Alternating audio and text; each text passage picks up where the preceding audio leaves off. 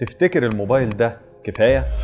لو مستني كاميرا ومعدات غالية علشان تبدأ فانت غالبا معطل نفسك على الفاضي. هل الموبايل كفاية أصلا كبداية؟ الإجابة السريعة أيوة، الموبايل كفاية جدا إنك تبدأ بيه، بس المشكلة إن في ناس كتير فاكرة إن المعدات والكاميرا هي أهم حاجة في بدايتك كصانع محتوى، مع إن الحقيقة إن في فيديوهات كتير جدا اتصورت بالموبايل وكانت أحسن من فيديوهات متصورة بكاميرات ومعدات احترافية جدا. في فيديوهات على اليوتيوب كاملة صورتها بالتلفون. فالموضوع مش مين معاه معدات أقوى، الموضوع أنت بتستخدم المعدات اللي معاك إزاي.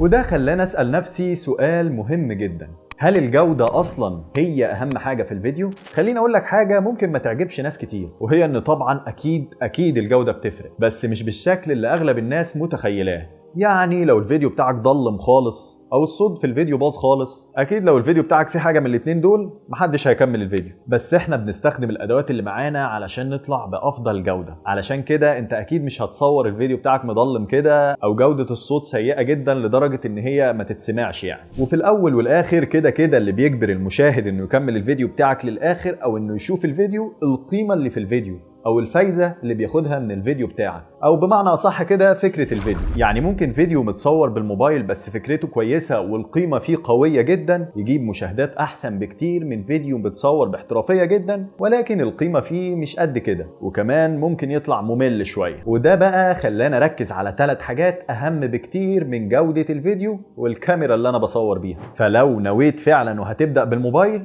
ال3 حاجات دول لازم تركز عليهم كويس. اول حاجه الإضاءة. ممكن فيديو متصور بنفس الموبايل أو نفس الكاميرا يطلع بجودة كويسة جدا أو بجودة سيئة جدا، واللي بيحدد ده هو الإضاءة. ومش لازم خالص تكون إضاءة خيالية بأسعار كتيرة جدا، ممكن ضوء الشمس اللي جاي من الشباك بس يخليك مطلع فيديو احترافي جدا، بس الفكرة ان انت تستخدم الشباك ده بطريقة صح زي ما انا مستخدمه كده. تاني حاجة بقى الصوت. الناس ممكن تستحمل صورة مش احسن حاجة، لكن صوت سيء انسى حد يكمل الفيديو بتاعك. فحاول وانت بتصور تقرب من الموبايل او يكون صوتك قريب من الموبايل علشان يقدر يلقط صوتك، او تجيب مايك صغير زي ده كده رخيص خالص مش غالي وتستخدمه في انك تسجل بيه على تليفون تاني او على لابتوب اي حاجة. وبعد كده تعدل الصوت بالاي اي. دلوقتي في ادوات كتير جدا تخليك تعدل الصوت بالاي اي، وانا عامل لك فيديو شورتس هبقى انشره لك مش عارف قبل الفيديو ده ولا بعده يعرفك ازاي تعدل الصوت بالاي اي بطريقه بسيطه جدا وسهله خالص. ثالث واهم حاجه بقى في كل ده هي الفكره او القيمه اللي في الفيديو بتاعك.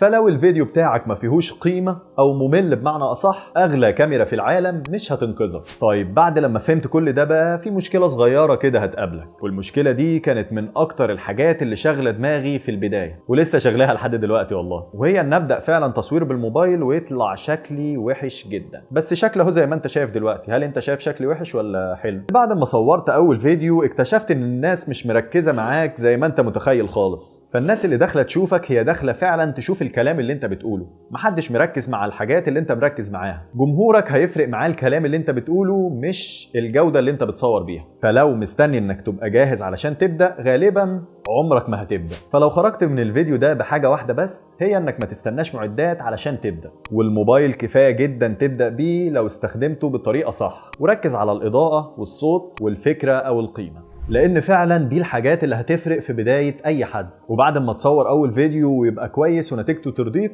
ممكن تقابلك مشكلة صغيرة كده، وهي ان الناس بتخرج من الفيديو بتاعك في اول دقيقة، وده اللي هنتكلم عنه في الفيديو الجاي ان شاء الله. ولو فعلا ناوي تبدأ اكتب لي ايه اكتر حاجة معطلاك، وما تنساش تعمل كومنت ولايك لو الفيديو عجبك. سلام.